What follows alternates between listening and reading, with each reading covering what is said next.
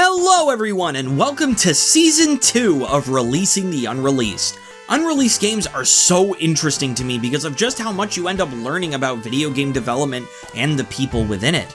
Last season we did a bunch of cancelled Sonic games, but this time, to coincide with the most recent retrospective on the channel, we will be looking at a bunch of cancelled Crash Bandicoot games. Today, we will be talking about a spin-off that would have been a direct sequel to Crash Twinsanity, Cortex Chaos.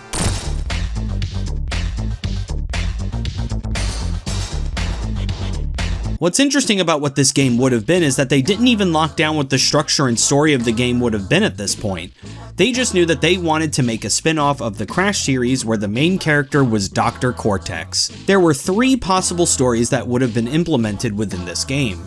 The first one involved Dr. Cortex creating an army of mini-Cortexes to help him do his evil bidding.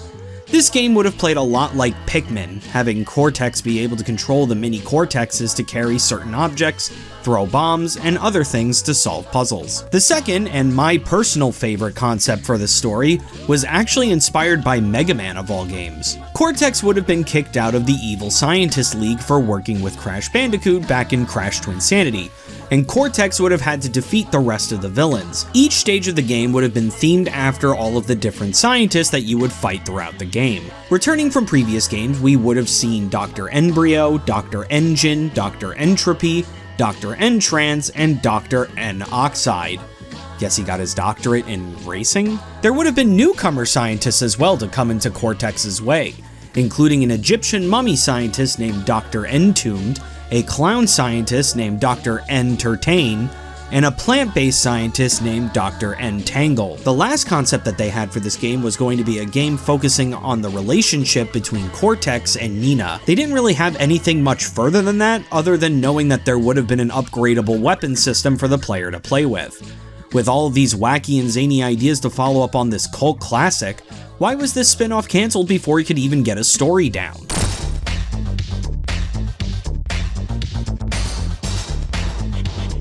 The concepts for this game were being considered at the time that Traveler's Tales was developing Crash Twinsanity. If there's one thing Traveler's Tales was after the release of Wrath of Cortex, it was ambitious.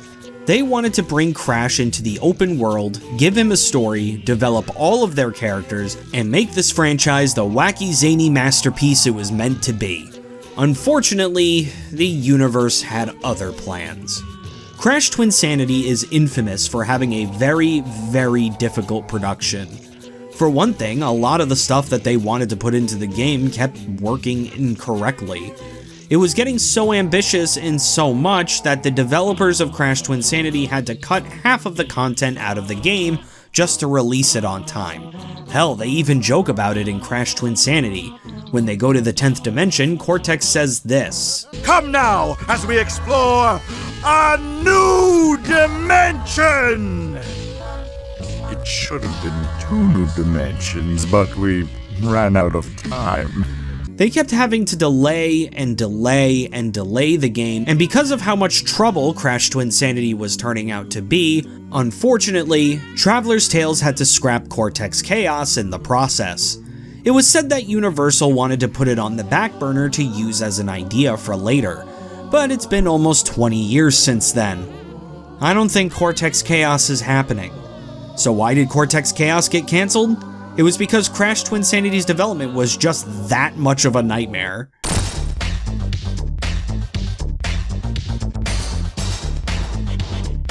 The main artist for Crash Twinsanity and Cortex Chaos, Keith Webb, also known as Space Cat, once stated that the finished product could have been a combination of all three of the story ideas that they had, so I'm going to assume that all three would have been canon.